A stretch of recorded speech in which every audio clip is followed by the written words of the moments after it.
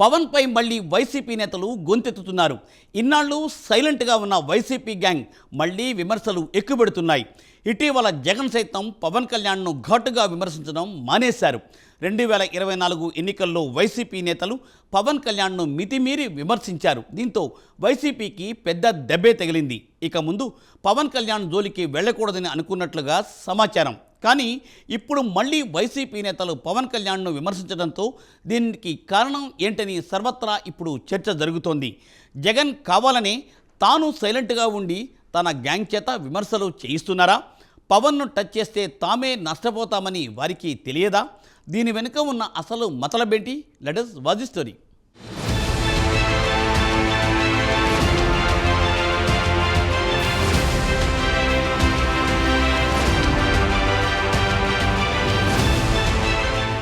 పవన్ కళ్యాణ్ పై అంబటి రాంబాబు తాజాగా చేసిన కామెంట్లపై జన సైనికులు మండిపడుతున్నారు. వైఎస్ఆర్ కాంగ్రెస్ పార్టీకి ప్రతిపక్ష హోదా కావాలంటే జర్మనీకి వెళ్లాలంటూ AP deputy CM Pawan Kalyan చేసిన వ్యాఖ్యలకు వైసీపీ నేతలు కౌంటర్ ఇస్తున్నారు. అసెంబ్లీ సమావేశాల సందర్భంగా మీడియా పాయింట్ వద్ద మాట్లాడిన పవన్ కళ్యాణ్ వైసీపీకి ప్రతిపక్ష హోదా అంశం గురించి ప్రస్తావించారు. ప్రతిపక్ష హోదా అనేది జగన్ అడిగితే ఇచ్చేది కాదన్న పవన్, ప్రజలు ఓట్లేసి ఇస్తేనే వస్తుందని అన్నారు. అత్యధిక మెజారిటీతో రెండో స్థానంలో ఏ పార్టీ ఉంటుందో ఆ పార్టీకే ప్రతిపక్ష హోదా వస్తుందని పవన్ కళ్యాణ్ చెప్పారు.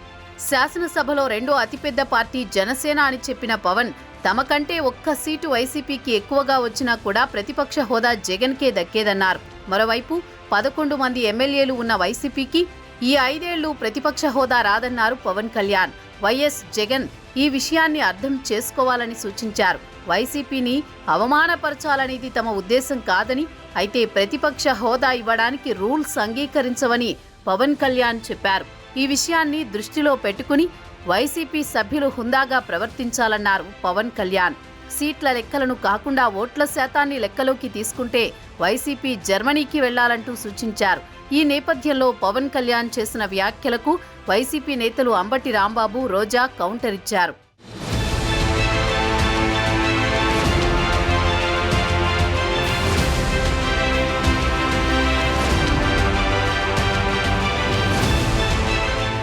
పవన్ కళ్యాణ్ పై నిత్యం ఆరోపణలు చేసే అంబటి తాజాగా మరో కామెంట్ చేశారు. పవన్ కళ్యాణ్ సీఎం కావాలంటే గోవా వెళ్లాల్సిందే అంటూ మాజీ మంత్రి అంబటి రాంబాబు కౌంటర్ ఇచ్చారు. గోవా అసెంబ్లీ సామర్థ్యం 40 సీట్లు కాగా సీఎం కావాలంటే 21 మంది ఎమ్మెల్యేలు అవసరం ఉంటుంది. ఈ నేపథ్యంలో పవన్ కళ్యాణ్ సీఎం పదవిని ప్రస్తావిస్తూ అంబటి రాంబాబు ఈ కౌంటర్ ఇచ్చారు. జనసేనకు 21 మంది ఎమ్మెల్యేలున్న సంగతి తెలిసిందే. దీన్ని కోట్ చేస్తూ అంబటి రాంబాబు ఈ కౌంటర్ ఇచ్చారు. మరోవైపు ప్రజా సమస్యలను అసెంబ్లీలో ప్రస్తావించడం కోసమే ప్రతిపక్ష హోదా అడుగుతున్నామని మరో మాజీ మంత్రి రోజా అన్నారు. అయితే పవన్ కళ్యాణ్ ఏదేదో మాట్లాడుతున్నారన్న రోజా, పవన్ కళ్యాణ్ రష్యా అల్లుడు కావున జర్మనీ గురించి బాగా తెలిసే ఉంటుందంటూ సెటైర్లు వేశారు. ముఖ్యమంత్రి చంద్రబాబు నాయుడుకు అవసరమైనప్పుడు మాత్రమే పవన్ కళ్యాణ్ మీడియా ముందుకు వస్తారన్నారు రోజా. వైఎస్ జగన్ మీద దుష్ప్రచారం చేయడానికే పవన్ కళ్యాణ్ మాట్లాడుతారని విమర్శించారు. కూటమి నేతలకు భయం లేకపోతే వైసీపీకి ప్రతిపక్ష హోదా ఇవ్వాలన్నారు. ప్రతిపక్షాలకు ఇచ్చే పీఏసీ చైర్మన్ పదవిని కూడా కూటమి అన్యాయంగా తీసుకుందని రోజా విమర్శించారు. పవన్ కళ్యాణ్ సినిమాల నుంచి రాజకీయాల్లోకి వస్తే ప్రజలకు మంచి చేస్తారని అనుకున్నామని, కానీ ఎవరికి మంచి చేశారో చెప్పాలని రోజా ప్రశ్నించారు.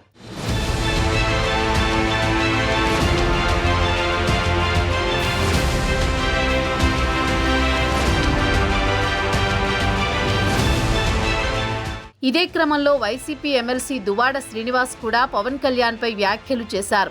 చంద్రబాబు నుంచి నెలకు 50 కోట్లు పవన్ కళ్యాణ్ తీసుకుంటున్నారని ఆరోపించారు. అందుకే ప్రభుత్వంలో ఏమి జరిగినా పవన్ కళ్యాణ్ సైలెంట్గా ఉంటున్నారని ఆరోపించారు. వైసీపీ నేతల ఆరోపణలపై ధీటుగా స్పందిస్తున్నారు జన సైనికులు. అధికారం పోవడంతో నిరాశకు లోనైన వైసీపీ నేతలు తమ నేతపై లేనిపోని ఆరోపణలు చేస్తున్నారని కౌంటర్ ఇస్తున్నారు. అసెంబ్లీ రూల్ బుక్ ప్రకారం ఎవరికీ ప్రతిపక్ష నేత హోదా ఇవ్వాలనేది ఉంటుందని జన సైనికులు అంటున్నారు. ఎన్నికల్లో ఘోరంగా ఓడిపోయి ప్రజల చేత తిరస్కారానికి గురైన వైసీపీ నేతలు ప్రతిపక్ష హోదాపై రచ్చ చేయడం ఆడలేక మధ్యలవోడు అన్న చందంగా ఉందని జన సైనికులు విమర్శిస్తున్నారు.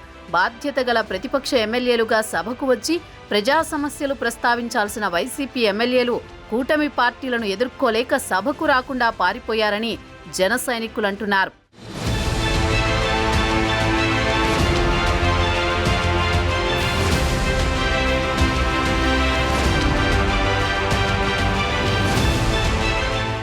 ఇటీవల జగన్ సైతం పవన్ కళ్యాణ్ ఘాటుగా విమర్శించడం మానేశారు. 2024 ఎన్నికల్లో వైసీపీ నేతలు పవన్ కళ్యాణ్ను మితిమీరి విమర్శించారు.